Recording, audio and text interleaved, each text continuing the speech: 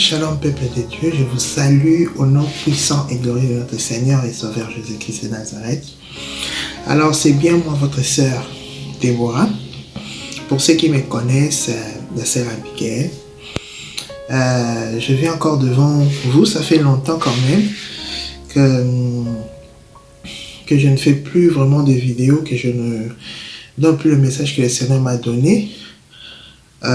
C'est pas parce que je le voulais, en tout cas, voilà, j'étais enceinte et par la grâce du Seigneur, j'ai accouché.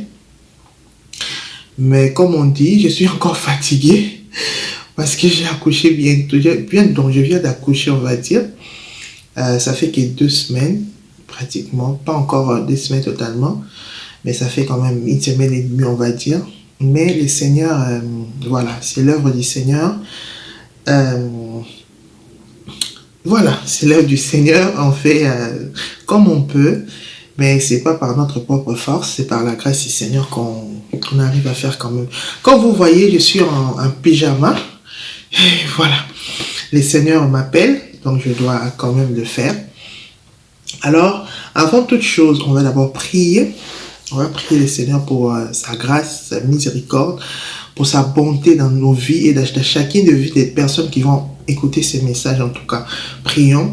Seigneur, nous te disons merci car tu es Dieu. Oh, alléluia, notre Père céleste. Nous te rendons grâce, notre Dieu tout-puissant. Tu es le meilleur papa. Tu es le Dieu merveilleux, le Dieu magnifique, le Dieu puissant. Oh, notre Sauveur, notre Seigneur, c'est toi qui nous as choisis, Seigneur, pour ton œuvre. On n'est pas mieux que les autres, Seigneur. On n'est pas plus que les autres non plus. Car ta parole nous conseille, Seigneur, de voir notre prochain plus que nous, Seigneur. Nous ne sommes rien. Même ceux qui sont dans les péchés, Seigneur, on n'est pas plus que, Seigneur. C'est juste ta grâce, Papa. C'est juste ta grâce, Seigneur, que nous sommes en vie. C'est juste ta grâce, Seigneur, que nous sommes devant ton peuple, Seigneur, pour parler. Seigneur, remplis-moi de sagesse et d'intelligence comme tu avais rempli Salomon, Seigneur, pour qu'il puisse, Père, conduire ton peuple, Seigneur, avec toute intelligence, ô Père éternel. Oh, tu es Dieu. Qui peut juger ton peuple, Seigneur, si grand? Rien que toi, Seigneur. Remplis-moi de sagesse, ô Seigneur. Entoure-moi de chars de feu, Seigneur. Entoure-moi de chars de feu, que tout esprit qui ne confesse pas ton Seigneur puisse se taire au nom puissant de Jésus-Christ de Nazareth. Remplis-moi, Seigneur, de ton onction, de ta puissance, afin que ces paroles qui sortent de ma bouche, Père, puissent convaincre un cœur, Seigneur, à se repentir, Seigneur. Au nom de Jésus-Christ de Nazareth, j'ai ainsi prié. Amen. Alors, mes bien-aimés, je viens passer un message vraiment très important que le Seigneur m'avait donné. Ça fait quand même longtemps. Mais comme j'étais enceinte, vous savez, il y a la fatigue. J'étais tellement fatigué, je veux dire. Et le Seigneur n'est pas dictateur, en tout cas. Il m'a compris. Il m'a compris, mais il m'avait dit, dès que tu accouches, tu passes les messages. Donc, en tout cas, je luttais quand même parce que je suis encore très fatigué. La force que j'ai maintenant, c'est le Saint-Esprit, en tout cas. Je suis encore très, très fatigué, mais c'est l'œuvre du Seigneur, on doit obéir. Alors, je viens encore avec un message par rapport à ce qui se passe maintenant dans le monde, on va dire, hein, dans le monde. Alors, c'était une nuit, je pense, je dormais.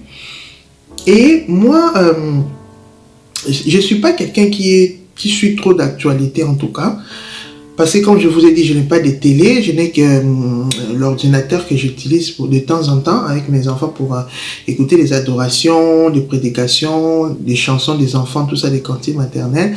Mais je ne suis pas là pour chercher qu'est-ce qui se passe. Non, non, non.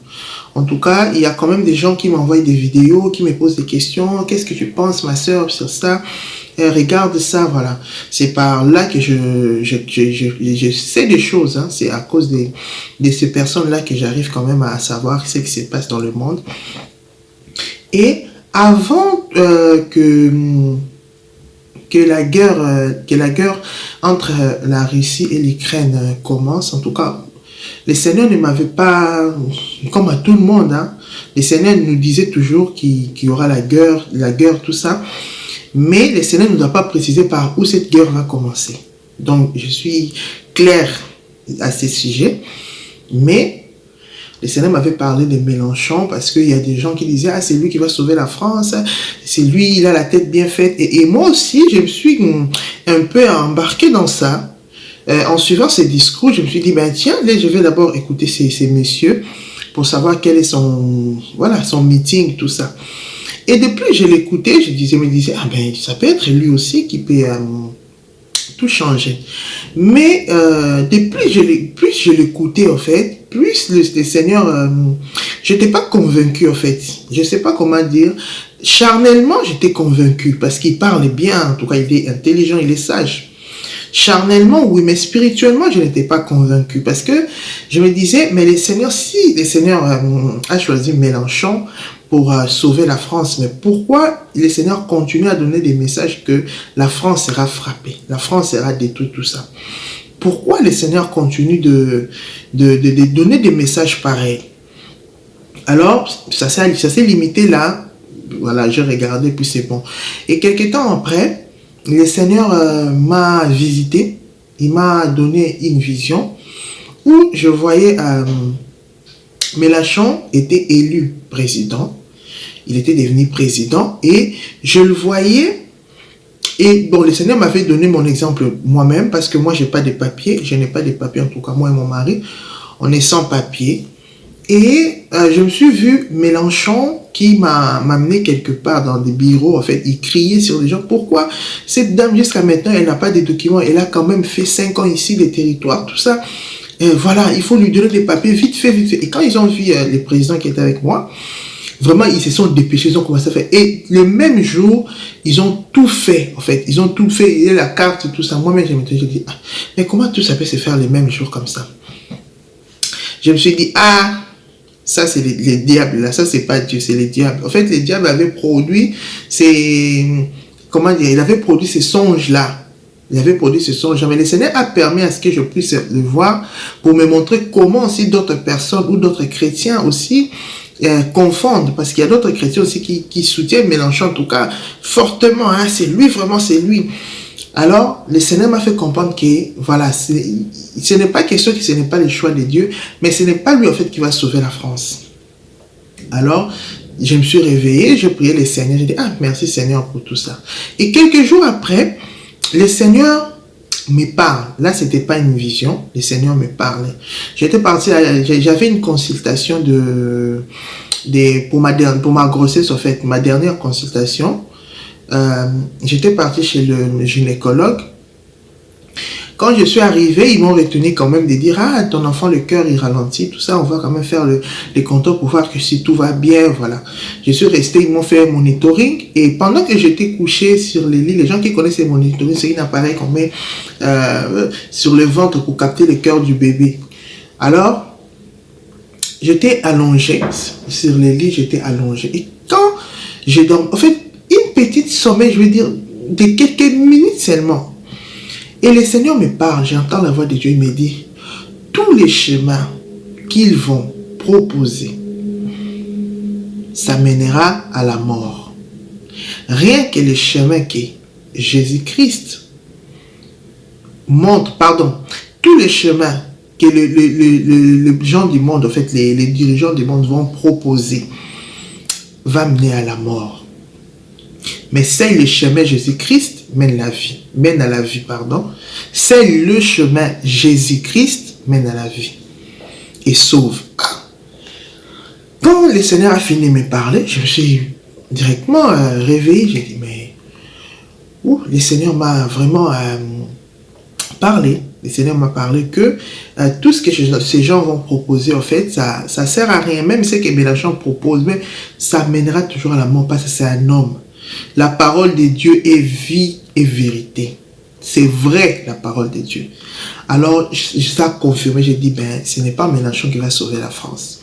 Alors, ça a continué comme ça, Et l'autre jour, je dormais, le Seigneur m'a montré encore, il me montrait, en fait, la France. Mais une souffrance comme pas possible. Je ne sais pas comment expliquer cette souffrance. Il y a des gens qui pleuraient, il n'y avait pas à manger, mais vraiment une destruction totale. Alors, moi je regardais Et j'entends la voix du Seigneur. J'étais debout, je regardais les gens qui pleuraient. Mais pleuraient. Alors j'étais debout et j'entends la voix du Seigneur qui me dit, personne ne sauvera la France. Ah, Dieu est bon. Il m'a dit, personne ne sauvera la France de la destruction.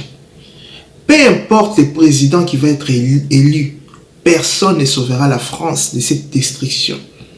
Car c'est moi qui le fera. Je me suis réveillé. J'ai dit, Seigneur, je commençais à implorer la grâce du Seigneur. Seigneur, aie pitié. Seigneur, aie pitié. Seigneur, aie pitié. Mais vous savez, quand le Seigneur montre quelque chose 2-3 fois, donc il le fera. Comme Joseph avait dit à Pharaon, si le Seigneur répète un songe, 1 fois, 2 fois, 3 fois le même songe, il le fera. Alors nous, ce que nous devons faire étant qu'enfants de Dieu, prions.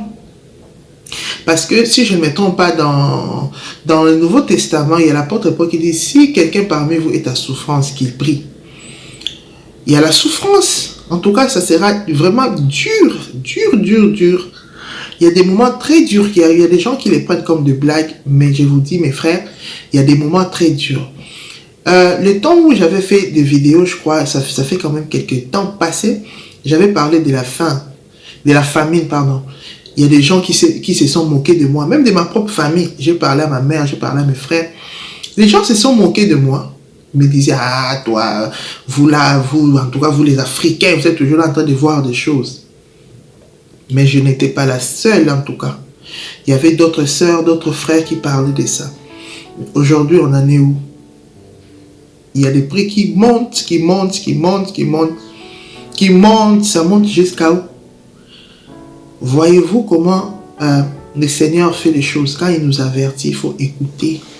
Les oreilles, il faut écouter.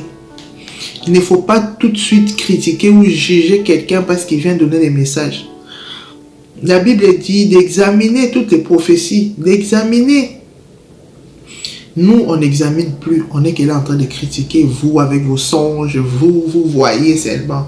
Ce n'est pas que nous, on veut voir. C'est le Seigneur qui permet que nous voyons ces choses pour avertir. Mais il y a des chrétiens qui sont tellement durs de cœur. En tout cas, je prie que le Seigneur puisse enlever ces cœurs de pierre là, qui vous donne le cœur de chair pour que vous puissiez être sensible à la voix du Seigneur, obéir au Seigneur, écouter le Seigneur. Écoute, ce n'est pas notre plaisir, je le répète à chaque fois, je ne viens pas parce que c'est moi qui le veux. Normalement, il est 8 heures chez moi, je devrais dormir. Hein? Je suis fatigué. Vous savez, les femmes qui viennent d'accoucher, vous savez comment c'est. Je suis très fatigué même, je vous dis, parce que j'avais tellement un gros ventre. Voilà, donc j'étais très fatigué. Mais par la grâce du Seigneur, je suis là devant vous. Donc ce n'est pas par plaisir. Si on le fait, c'est parce que le Seigneur nous dit de le faire. Alors pour tous ces gens-là qui se posent des questions, ah la France c'est ici, la France c'est là. Le Seigneur m'a dit qu'il va faire ce qu'il a à faire. Je ne sais pas comment il va faire. Moi, en tout cas, je ne sais pas comment il va faire pour détruire la France. Je ne sais pas s'il va l'humilier. En tout cas, moi, je ne sais pas. Mais la seule chose que je sais, le Seigneur fera ce qu'il dit. Il le fera. Alors, mes bien-aimés, soyons vigilants, soyons prudents. Vraiment, que ne nous laissons pas avoir par l'ennemi. Prenons le temps de la prière. Prenons le temps de prier, en tout cas. De vraiment prier. C'est très important. Parce que dans la prière, on est protégé. Dans la prière, le Seigneur se révèle à nous. Dans la prière, on a de l'assurance. Dans la prière, notre foi est affermie. Dans la prière, on a tout ce qu'on a. Ne passe pas ton temps à regarder ton téléphone, à regarder la télé. Passe ton temps à prier le Seigneur, à méditer. C'est ça notre seul chemin.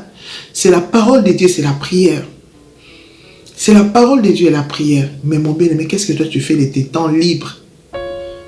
Qu'est-ce que tu fais de ton temps libre? Qu'est-ce que tu fais avec? Alors, c'est ce que je voulais vraiment partager avec nous. C'est le premier message que le Seigneur m'avait donné.